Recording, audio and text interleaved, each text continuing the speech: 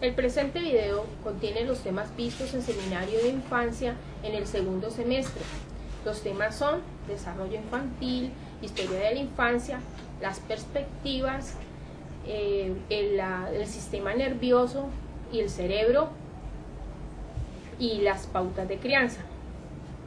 El desarrollo infantil es un proceso de cambio donde el niño aprende, piensa y tiene sentimientos y se relaciona con las demás personas. En la historia de la infancia podemos ver que en Grecia los filósofos expresaron que la educación se adaptaba a la naturaleza.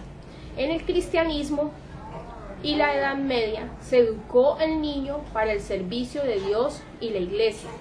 En el Renacimiento, en el siglo XVIII, se dijo que el niño no nace bueno ni malo, sino todo lo que va a llegar a ser es que lo aprende por experiencias. En el siglo XVIII y XIX son con el aporte de Rousseau y su obra El Emilio, donde él dice que había que educar tanto al niño como a la niña. Las perspectivas son muy importantes por los aportes que hacen a través de sus expositores para el desarrollo del ser humano. El sistema nervioso y el cerebro y su importancia de saber sus funciones para un buen desarrollo mental y corporal. Las pautas de crianza se entiende en la enseñanza a los niños de valores, de normas, para un buen comportamiento y que se cumpla la finalidad con ellos, que es criarlos, educarlos y cuidarlos. Hola, mi nombre es Yesenia Largacha. Me corresponde el tema del desarrollo infantil. Dicen que es el estudio científico de los procesos en que los niños van cambiando desde la concepción hasta la adolescencia y lleva unas características de permanencia relativas estables. También la forma en que los teóricos explican el desarrollo depende sobre tres aspectos básicos. El primero es que el peso relativo dado a la herencia y al ambiente, o sea, todo viene de la familia. El segundo, si los niños son activos y pasivos en su propio desarrollo. Y la tercera, si el desarrollo es continuo o sucede en etapas. Dice que en Estados Unidos lo hacen para seguir a los niños hasta la adultez. O sea, ellos no lo manejan por etapas, sino que les llaman el estudio de periodo de la vida. Bueno, lo aprendido de este tema. Dice que los niños nos ayudan a moldear su propio desarrollo y que influyen en las respuestas que los otros tienen hacia ellos. Lo otro es la experiencia temprana, es completamente, pero los niños pueden tener una capacidad de recuperación sorprendente. Y por último, el desarrollo de la niñez, que está conectado en el desarrollo del resto de la vida. O sea que el desarrollo de un niño depende de la madre, que lo ayude a seguir sus etapas y su procedimiento en lo que el niño le indica. Lo bueno es que a un niño se debe estimular desde la gestación. Si la madre lo estimula desde la gestación, le hace estimulación con música, que le habla, que el papá también le diga a mi hijo, que el tío, el abuelo lo llamen, que lo reconozcan, que a lo que el niño nazca, él ya se va a guiar por las voces y ya empieza a relacionarse en lo familiar. Y bueno, eso es todo lo que yo aprendí en mi tema y gracias. Les voy a compartir lo que es la historia de la infancia. La niñez ha sido vista de diferentes formas a lo largo de la historia. Hubo una época en que el niño se veía como un adulto pequeño, es decir, que no conocía lo que era la infancia, hacía parte de una sociedad y se educaba para ser un adulto. Luego aparecen dos formas totalmente opuestas de ver a los niños, como esencialmente buenos o esencialmente malos. En el siglo XVII no se sabía distinguir las diversas edades y el término niño se aplicaba muchas veces incluso en los adolescentes de 18 años. Solo en el siglo XVII y XVIII aparece la palabra bambín, a los que en el siglo XVII se añade bebé.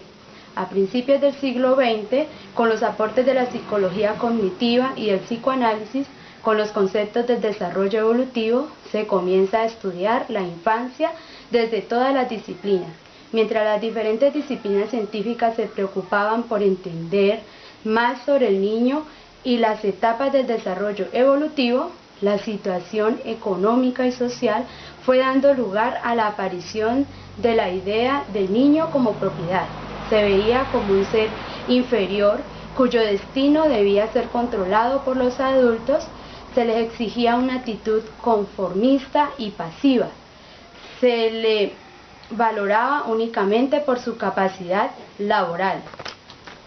Entre los años 30 y década de los 50, el conductismo dictaminó que lo que verdaderamente cuenta es lo de afuera, el aprendizaje, entendido como la modificación continua del propio comportamiento que viene a partir de la experiencia. La psicología navega en dos alternativas. El niño viene a este mundo dotado de estructuras innatas y posee mecanismos propios para el desarrollo de sí mismo, o bien el niño es una tabla y todo lo adquiere con el contacto con el medio. Como podemos evidenciar, los niños y niñas a través de la historia han sido víctimas del maltrato infantil. Es allí donde surge la necesidad de crear leyes que lo protejan. Con la ley 1098, cuyo objetivo es velar por los derechos del niño, aún desde la gestación. En la perspectiva psicodinámica tenemos varios representantes, uno de los cuales es Erik Erikson con la teoría psicosocial de las 8 etapas. En la primera etapa tenemos confianza frente a desconfianza, y es cuando el niño siente confianza ante la madre porque la madre le brinda protección. Pero el niño en esa etapa va a empezar a sentir temor porque eso no es muy natural. La segunda etapa es autonomía frente a vergüenza. El niño va a ser autoritario, pero cuando el padre o la madre lo regaña por lo que está haciendo, el niño va a sentir vergüenza. La tercera etapa es iniciativa frente a culpa. El niño va a tener iniciativa de hacer las cosas, no van a tener que decirle haga esto o haga lo otro, simplemente lo va a hacer porque le nace. Pero cuando el padre o la madre lo regaña por lo que hizo, o lo juzga por lo que está haciendo, o lo critica, él va a sentir culpa por lo que está haciendo y se va a frenar en esa etapa. La cuarta etapa es la velocidad frente a inferioridad. El niño le va a coger gusto a lo que está haciendo, al trabajo que está desempeñando, pero si el padre o la madre no le da apoyo, él va a sentir inferior a los demás. La quinta etapa es identidad, a confusión de rol. La persona para esta etapa, para sentir identidad, tiene que sentir que es un buen hermano o un buen amigo o que es un buen estudiante. Cuando no, la persona va a sentir se va a sentir confundida en este rol y va ahí donde va a haber la confusión de rol. La sexta etapa es intimidad frente a aislamiento. En esta etapa la persona siente necesidad de tener una persona o un acompañante al lado, de tener amor.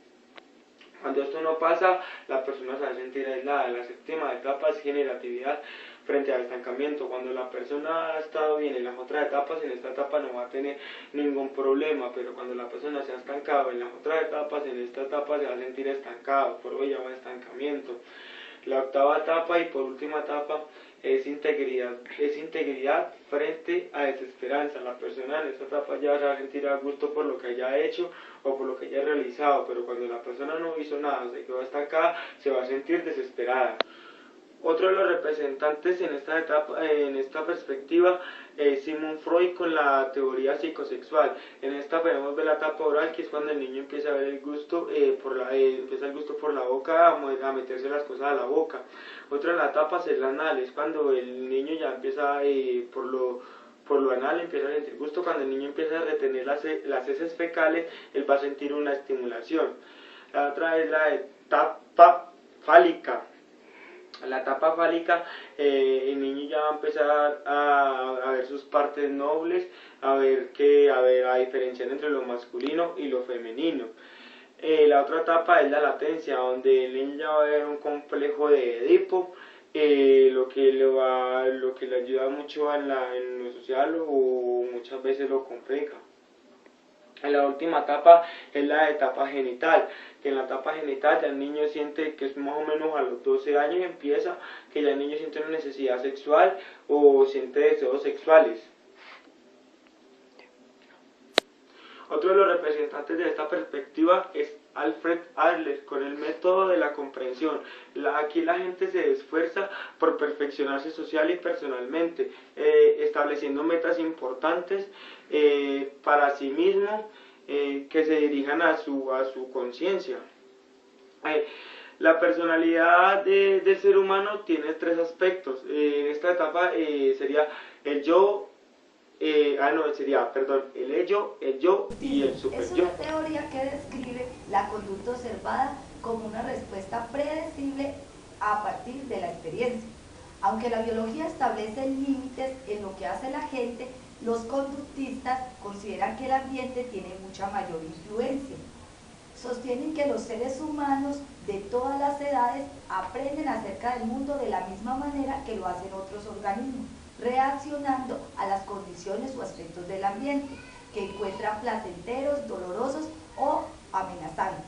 Sus grandes representantes son el señor Pavlov y Watson, que hacen referencia al condicionamiento clásico basado en el estímulo y respuesta. Para tal fin utilizaron animales y personas para hacer sus experimentos. El señor Watson, que habla de la teoría del estímulo, el señor Skinner, que habla del condicionamiento operante, que habla del reforzamiento y el castigo, y el señor Bandura, que es el aprendizaje por observación e imitación de modelos. El principal representante de la perspectiva cognitiva fue el suizo Jean Piaget, quien se preocupó por estudiar el funcionamiento de las personas desde lo intelectual más que lo genético. En esta perspectiva se enfoca en los procesos que permiten a las personas conocer, comprender y pensar acerca del mundo. Según Jean Piaget, el desarrollo cognitivo está distribuido por unas etapas, las cuales construyen el conocimiento de las personas, ayudando a los cambios cualitativos que tienen lugar en la formación mental de los individuos desde el nacimiento hasta la madurez. Cuando un niño entra a una nueva etapa, no retrocede a una forma anterior del razonamiento ni de funcionamiento, y el desarrollo cognitivo sigue una secuencia invariable. Las etapas se relacionan con unos niveles de edad y a medida que el niño pasa por cada etapa mejora la capacidad de utilizar esquemas cada vez más complejos y abstractos para organizar el nivel cognitivo. Las etapas se distribuyen de la siguiente manera: sensoriomotor, que va del nacimiento a los 2 años, donde la inteligencia es práctica y tiene la capacidad para representar simbólicamente. En la etapa de preoperatorio, que va de los 2 años a los 7 años, desarrolla la conservación, el lenguaje y el pensamiento simbólico. En esta etapa el niño también es egocéntrico. En la etapa de operaciones concretas va de los 7 años a los 12. El pensamiento es lógico a condición que se aplica a situaciones de experimentación y manipulación concretos. En la etapa de operaciones formales, que va de los 12 años a más, desarrolla el manejo lógico y abstracto.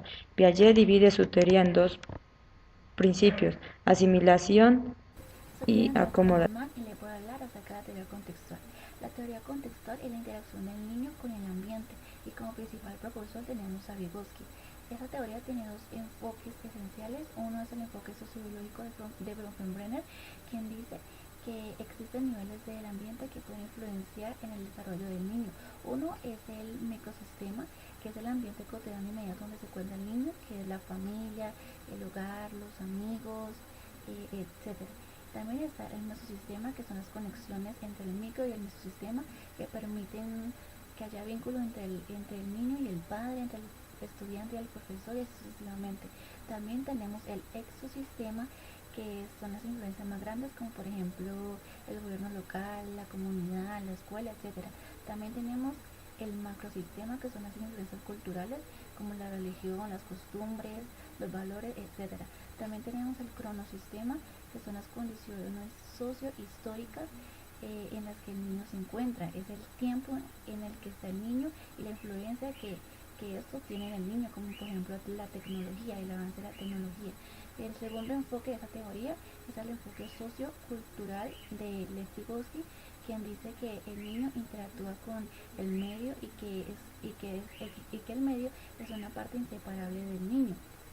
En este enfoque podemos encontrar métodos de desarrollo, que está el método lúdico, que es la forma de participar el niño en la cultura. También está el método individualizado, que es que el niño capta o recibe ideas de las otras personas que le permitan crecer en su desarrollo. También está el método tradicional, que es que el adulto le enseña al niño, y el cuarto es el método socializador, que ya como lo habíamos dicho es la interacción del niño con el ambiente.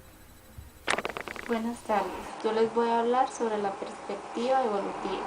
La perspectiva evolutiva busca identificar el comportamiento que es el resultado de la herencia genética de nuestros ancestros. Se enfoca principalmente en cómo los factores genéticos y ambientales influyen en nuestro comportamiento. Los rasgos y el comportamiento son adaptativos para promover la supervivencia de una especie. Esta herencia se da a través de selección natural. Coran Lorenz, en su libro El origen de las especies, argumentó que es un proceso el cual crea rasgos en una persona y estos se adaptan a su ambiente. Los enfoques evolutivos sostienen que la herencia no solo crea rasgos físicos como el color de la piel o el color de nuestros ojos, sino también crea rasgos de personalidad y comportamientos sociales. Un ejemplo de esta perspectiva evolutiva es un adolescente sufre o tiene tendencia a la obesidad. Esta grasa adicional que él en un futuro tiene le sirvió a sus ancestros para sobrevivir en tiempos de Les voy a hablar del sistema nervioso y el cerebro. El cerebro está compuesto por neuronas, la sinapsis neuronal, el sistema nervioso central, que se identifica con la CNC, y el sistema nervioso periférico, que se identifica con CNP. El sistema nervioso central se comunica con todo el resto del cuerpo. El órgano más importante en el sistema nervioso y el cerebro es el cerebro. Las partes del cerebro son el lóbulo frontal, el lóbulo parietal, el lóbulo temporal, el lóbulo occipital y el cerebelo. La estructura funcional del cerebro se establece a partir de las diferentes funciones de la conducta humana. La mente emerge del cerebro. En la mente está la inteligencia y el pensamiento. ¿Cómo está organizado el cerebro? El cerebro está organizado por el hemisferio izquierdo y el hemisferio derecho. El hemisferio derecho dirige la mano izquierda, el pensamiento holístico, la música, el arte, la fantasía, el genio, la percepción, expresiones y emociones. En el hemisferio izquierdo se dirige la mano derecha, el pensamiento lineal, el lenguaje, la escritura, las matemáticas y las ciencias. Con eso acabamos de concluir todos los temas vistos en Cognición y Desarrollo del segundo semestre de Pedagogía Infantil. Bueno, ahora damos la crianza de los niños, en la cual existen 3 cualidades paternas en las que se asocian con la moralidad y la disposición a ayudar. Tenemos el calor y afecto paterno, donde vemos que los padres son cálidos, afectuosos con los niños, ellos se comportarán moralmente. También tenemos modelamiento paterno de la conducta moral y de ayuda.